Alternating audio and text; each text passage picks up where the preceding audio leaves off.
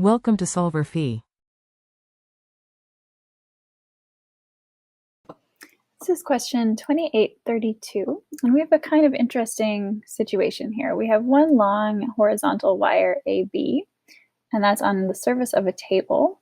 And then we have this other wire CD that is sitting vertically above, but can slide up and down on these little metal guides. And we want to figure out the equilibrium height H that the wire CD is going to rise, assuming that the magnetic force on it is completely due to the lower wire here. So what we want to do is set up a force diagram here. So we're going to consider a point on this wire. We have a force. Notice that these currents are in opposite directions, which means that the force between them is going to be a repulsive force. So this bottom wire is going to repel the top wire, causing a force up. And then the force down on it is going to be gravity. So we know that the force of gravity is equal to mg, where m is the mass and g is 9.8 meters per second squared. That's the force of gravity. Now at equilibrium, these forces are going to balance. So we want these two forces to cancel out and equal 0. So first let's take a look at this force, the magnetic force from the bottom wire. So here's the general expression for the force exerted on a wire, on another wire. So notice here that we have I1 and I2 are both equal to I, since their magnitudes are the same. So we can just substitute this in with I squared. And then the distance r that's going to be separated by the two of them, this is going to be ultimately at equilibrium.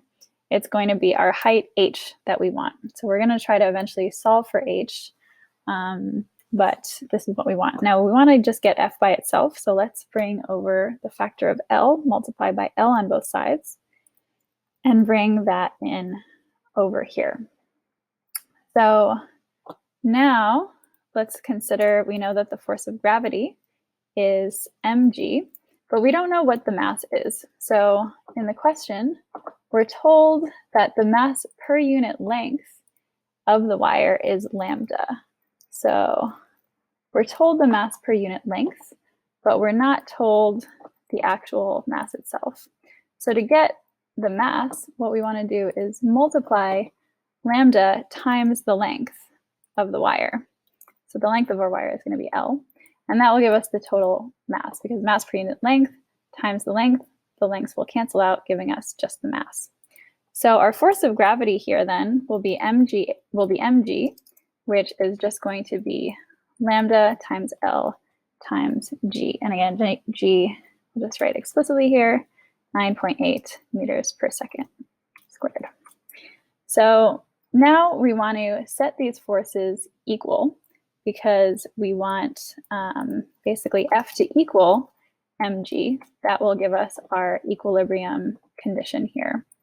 So let's set our force here equal to lambda times L times g.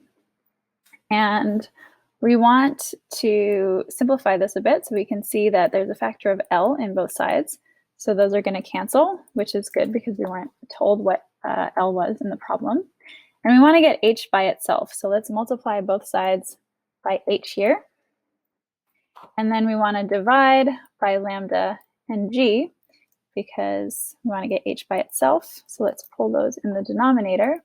So finally, we're going to get that h is equal to mu naught I squared over 2 pi lambda g.